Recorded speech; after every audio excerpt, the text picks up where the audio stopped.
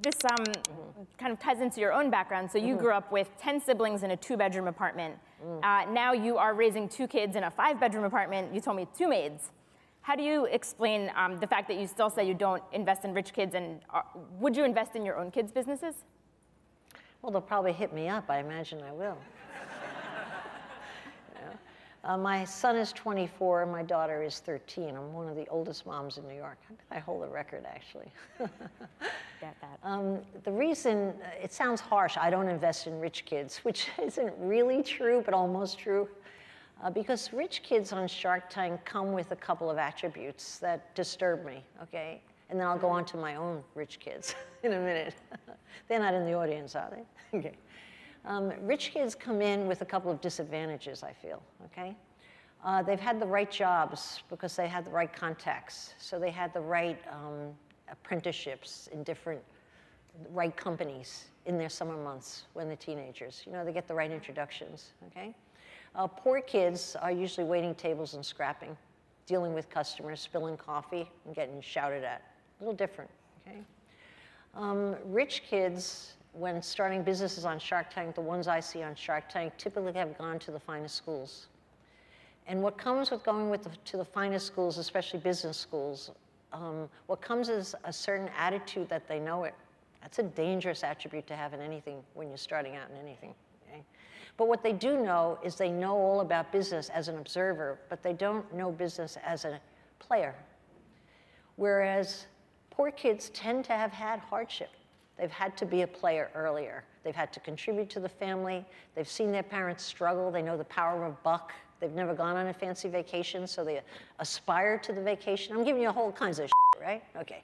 But I do believe in it.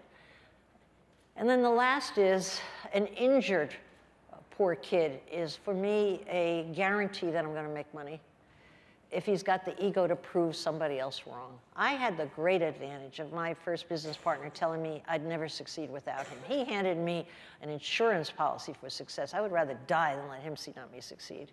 And so I have many of my partners. Sabin never had a dad, okay? And his dad looked him up once he became halfway famous on Shark Tank, wants to start a relationship again. You know, Sabin's making a lot of money. How insulting is that? You know, never saw his dad. I have injuries in a lot of my best entrepreneurs, and it fills you with passion to prove something. You know, love of money doesn't make a good entrepreneur. Most great entrepreneurs really aren't focused on the money at all. It kind of just happens because they're focused on being phenomenally successful. And so, wait, did I even answer your question? What did you ask? Oh, about rich kids. Oh, let me go on to my own rich kids. I think I lost myself over that ridge, okay? All right, my own rich kids, I got a couple of very lucky breaks, thank God. Not that I was praying for them, but I got a couple of lucky breaks. They're both severely dyslexic.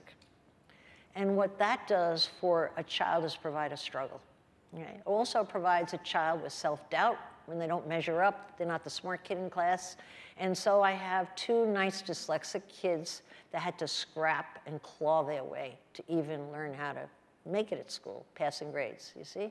And so my son Tommy, I'm very proud of, because he got rejected from all the best schools and then just realized he saw his life, you know? And he graduated almost top of his class at Columbia. How did he do that? He clawed his way. He learned and learned. He studied and studied and studied and studied and studied. So he's a good rich kid. He's used to scrapping, you know? And now I got my daughter Kate, who can't even read on 2nd grade level, you know? I don't know how I'm going to bring her up. I just want to get her to 4th grade. Then she can get her driver's exam. You get it? You need 4th grade to pass that driver's exam. But what I love about Kate is she's a struggler. She's like, I'm trying my best. Okay. So I might spoil them with too many Christmas presents, but they don't spoil themselves with their struggle. And so that's kind of saving their ass in my book. But will I give them money when they want to start a business? I'm sure I will. I'm a sucker like every other parent out there. I can't pretend I won't. And it's too bad, because God bless the child that makes his own. It's so much more satisfying. You know, you really know, you say, I did it, and I did it, and I did it, versus I did it, but could I have done it? Could I have done it without that help? It's a little different kind of self-confidence.